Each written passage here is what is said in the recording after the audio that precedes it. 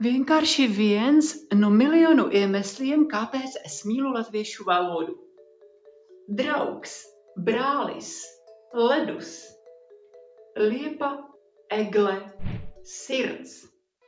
Un tikmēr čehu valodā kungs, pils, apakšparaugs, mežs, vīrietis, mašīna, priekšsēdētājs, apakšparaugs, husīts, tiesnesis.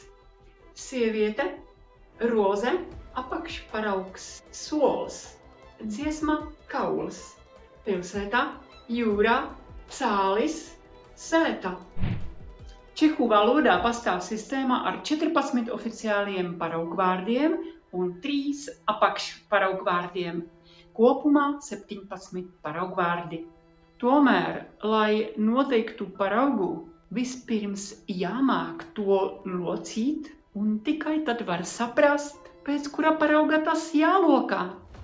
Ļoti loģiska sistēma, īpaši ārzemniekiem, kas čehu valodu tikai mācās.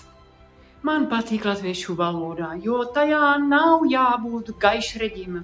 Jūs vienkārši ieraugāt galotni, izvēlāties ciparu no 1 līdz 6, un dzīve ir skaistā, nekādu 17 paraugvārdu drāmu.